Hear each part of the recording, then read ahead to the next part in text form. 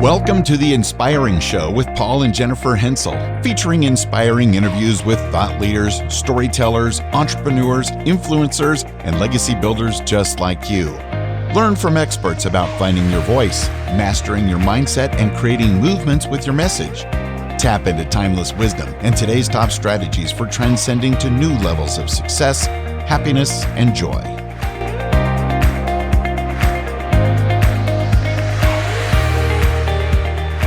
Welcome everyone to The Inspiring Show, and thanks for being here. My name is Paul Henczel, and I'm excited because this is the first episode of our podcast. My wife Jennifer and I will be sharing our journey with you about how we went from surviving to thriving and moved from tragedy to triumph. We will explore tips and teachings about mastering and monetizing your message. We will also be bringing you interviews from today's top experts and personalities on everything from mindset to storytelling to business and beyond, so you can walk away feeling inspired. But today, I'm going to share with you the story that started it all, my story. So let's dive right in. The day was February 9th, 2010. It was also my son's 16th birthday. I was working as a supervisor in a sawmill, and 3 hours into my shift, I had to unjam a giant log that got stuck. The logs we were cutting are called cants. Cants are 14 inches thick, 10 to 22 feet long, and each piece weighs at least 1,000 pounds. It was my job to keep production moving. I made a decision to crawl into a tight confined space to manually free up this cant. It was stuck on edge against a large steel beam. In behind this stuck cant was now a massive wall of wood. As soon as this log was free, someone turned on the machine, and I was immediately being crushed alive by 12,000 pounds of wood. I could hear my body cracking, gurgling, and crunching. It felt like my head was going to explode. There was so much pressure. I thought to myself, if this doesn't stop, I'm going to get ripped into two pieces and die. I then blacked out. My coworkers then performed amazing feats of strength to rescue me from this machine. By the time they freed me, I was not breathing and had been without oxygen for about 12 minutes. Everyone thought I was dead. Now, right before they were about to perform CPR, miraculously I started breathing. The immense pain was overwhelming. I was fighting for every breath. I had to remind myself to breathe in and then to breathe out. I was rushed to the hospital. I was in agony, and the ambulance ride was horrific because I could feel every bump and vibration throughout my spine. When I arrived at the hospital, the paramedics and doctors told me my organs were failing. That's what their main concern was. I also had an anoxic brain injury, a punctured and collapsed lung, multiple broken bones, and severe soft tissue damage. There was a lot of confusion and panic, and I didn't understand what was happening. I felt weak and something had to change. I really thought that I was going to die. But then I was touched by an angel. It was my wife. Now, my face was unrecognizable to her at first because I had been bleeding out of my eyes, ears, nose, and mouth. I also had severe and deep bruising. My injuries were critical, but I now had hope because I wasn't alone. My new story began laying in a critical care bed. I was lying there in severe pain, crying.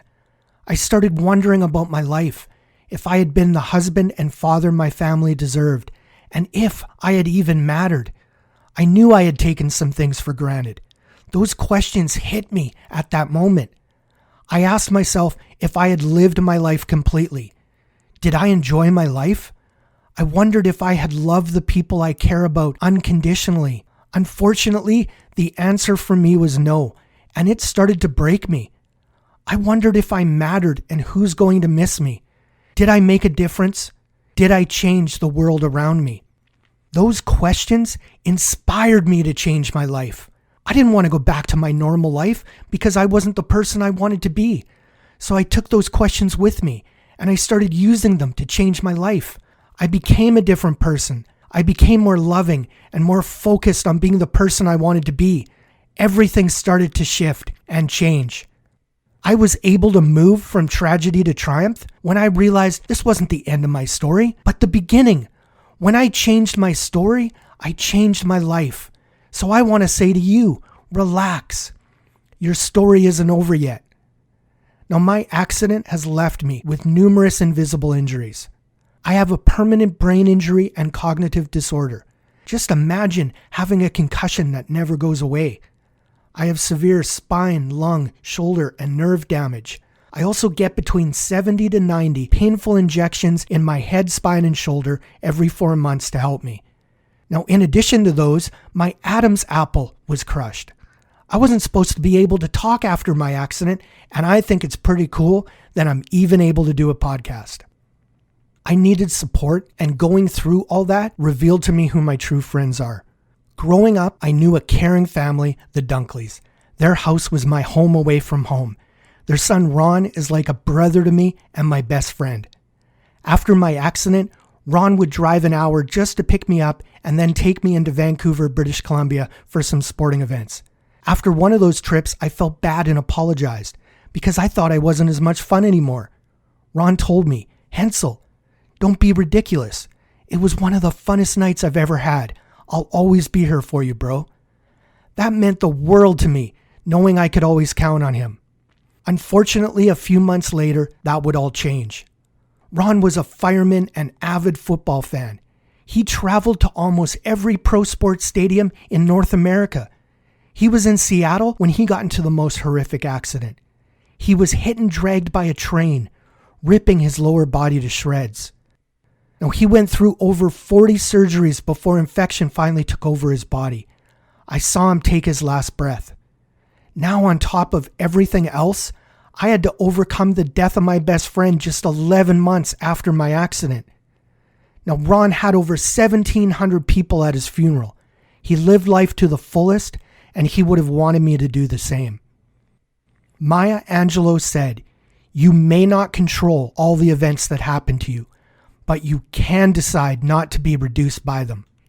In addition to all my other injuries, I also have severe post-traumatic stress disorder, one of the most frustrating conditions I have to deal with.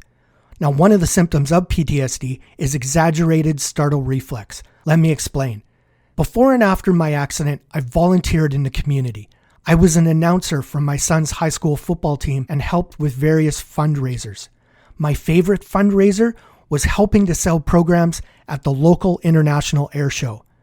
On one instance, when the fighter jets were doing their aerial display, a young family was walking on the tarmac and didn't notice a jet coming in behind them. When the jet flew overhead at sonic speed and the afterburners kicked in, the noise was deafening. That poor young family was so startled, but it was amusing to watch. A few years later, at a different air show, I was telling this same story to a friend. What happened next? A sonic boom. I didn't notice the jet that was coming in behind me. It was a totally unexpected situation, giving me a panic attack. I couldn't breathe. I was covered in sweat and I was shaking. That feeling stuck with me for hours. But that's how I explain to people what having PTSD is like. A loud jet sneaking up on you. Vince Lombardi said, "The greatest accomplishment is not in never falling, but in rising again after you fall." I am here today because I got back up. Now, I just want to pause for a moment. In celebration of launching our podcast, we would like to give you a free gift. I want to give you a digital copy of my book, Crushed Alive. So if you would like to know more about my story, you can find the link to my gift in the show notes of this podcast at our website, www.inspiredinfluencers.com. That's www.inspiredinfluencers.com. Next, I want to chat with you about my recovery and overcoming adversity. People have asked me how I have stayed positive and overcome my challenges. I want to share some of those tools and strategies I used, and they can help you too. I went through 3 phases in my recovery. First, I had to start by doing what was necessary. Doing what is necessary requires learning. Now, after my accident, I literally had to learn everything all over again, but I had to start somewhere, one step at a time. It helped me when I understood the process we all go through when learning something. Learning is a big part of the doing what is necessary phase. I want to share with you the learning process according to Robinson and Rose in their book, Teams for a New Generation. I certainly experienced the cycle as they describe it. Disturbance, then chaos, then letting go, and finally learning. For me, my accident was a major disturbance. It changed everything for me. Now, naturally, as you can imagine, that caused a lot of chaos in my life. I definitely got stuck in the disturbance and chaos parts of the cycle because experiencing change is uncomfortable, especially when it involves trauma and loss. But when I allowed myself to let go, I was now open to new ideas and opportunities. Acceptance was key for me to get unstuck. I had to accept that I was not the same person I was before my accident. Letting go was very freeing for me. It requires courage to move through these stages, but doing so builds confidence and momentum. After starting with the necessary, I was then able to do what was possible. The second phase in my recovery was doing the possible. After my accident, I first had to believe I could sit up, then believe I could stand. After I stood up, I believed I could walk. I applied that thinking to everything that came up, which allowed me to move forward. I believed I could get off the drugs and learn different ways to cope. I made the decision to look at the bright side of life and expect positive results rather than negative outcomes. I surrounded myself with great support because I couldn't do it alone. I took my recovery into my own hands, researching different things to help. I did not let my injuries and obstacles stop me from reaching my goals. I want to share with you a few things that helped me see more possibilities. I tried different forms of acupuncture, massage, manipulative physiotherapy specializing in concussions, and the MELT method. This involves a long foam roller that you lie on vertically, and it's great for the spine. Also, deep breathing, meditation, and even mindfulness. Now, I was a mill worker, and to be honest, mindfulness was not on my radar, but it really works. Mindfulness is the practice of purposely paying attention to our thoughts and feelings in the present moment without judgment. Mindfulness helps to not worry about the future and have anxiety about the past. I came across an app that everyone can download. It is called the Mindfulness Coach, put together by the U.S. Department of Veteran Affairs and the National Center for PTSD. I encourage you to all check it out. Wayne Dyer said, "If you believe it will work out, you will see opportunities. If you believe it won't, you will see obstacles." Seeing the possibilities in a situation requires a positive mindset. Practicing various strategies regularly can help in developing more positivity in your life. For example, I used different positive affirmations daily to help me. Here is one of my favorites. I'm caring, smart, supportive, loyal, and fun to be with. Now, how can you have a bad day when you repeat affirmations like that to yourself?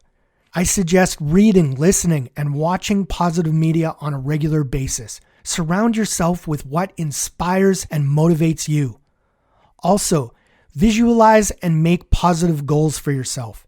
Determine what steps it is going to take to accomplish what you really want in life. And practicing these different strategies can help with relaxation, stress, and pain. When I worked through the necessary and the possible phases, I was now able to reach the third phase, doing the impossible. Doing the impossible included the most powerful strategy, embracing and telling my story. It was emotionally healing for me and helped me restore my identity and self-worth. It created understanding and compassion with others.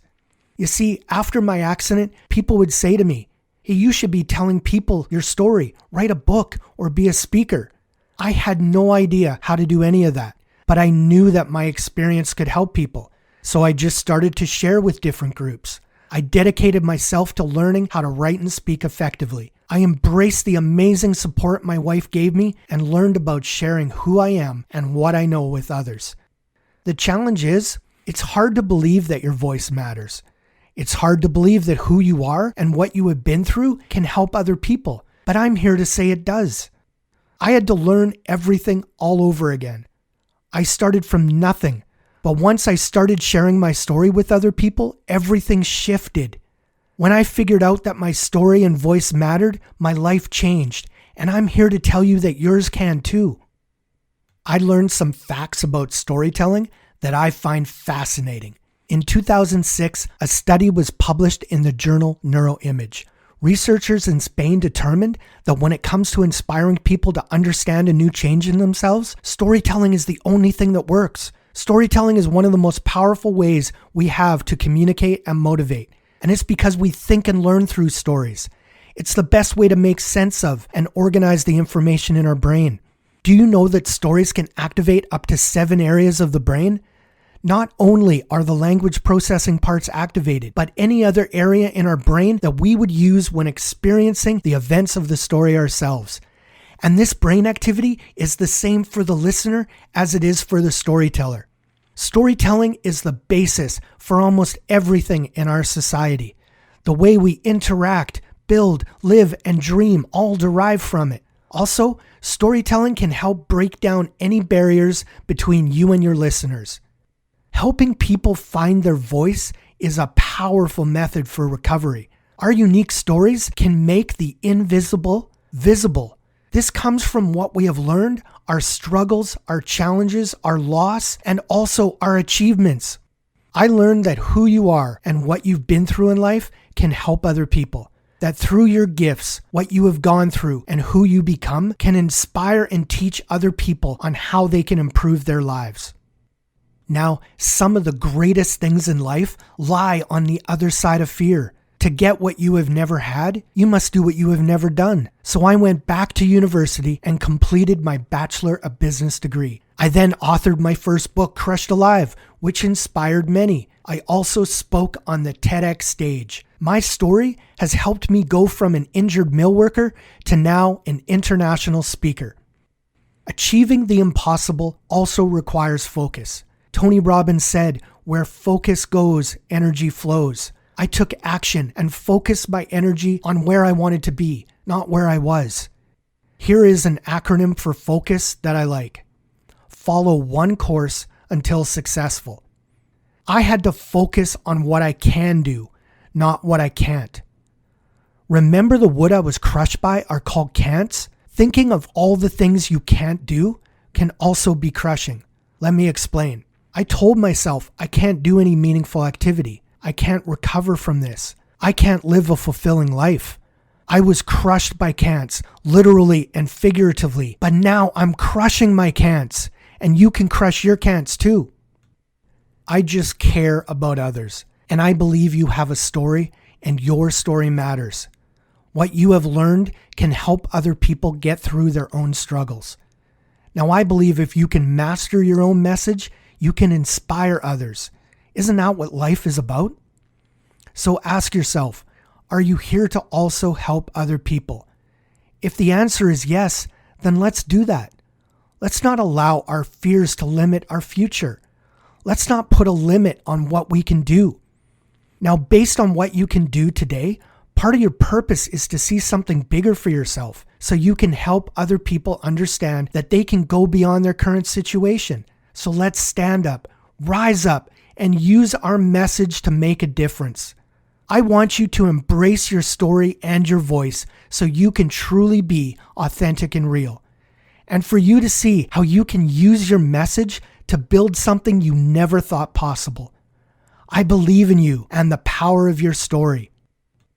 When a tragedy happens, it really affects the whole family. A lot of times when I speak at conferences and my wife is there, people have asked about her perspective. They want to know what this journey has been like for her. Now, she has been a driving force in keeping things positive. She has found every silver lining and has been there for me every step of the way. She has helped me go from an injured mill worker to an international speaker. She's a mindset and marketing genius, and she'll be sharing all her magic strategies with you. So I hope you tune into our next episode because Jennifer will be sharing with you the second part of this story. You won't want to miss it. So there you have it. Now you can find the show notes and the link to my gift, the free digital copy of my book, Crushed Alive, on our website, inspiredinfluencers.com. If you have an inspirational talk and you'd like to be featured on The Inspiring Show, you can find a podcast speaker application on our website as well. So my name again is Paul Henczel, and this is The Inspiring Show. Until next time, you have a story and your story matters.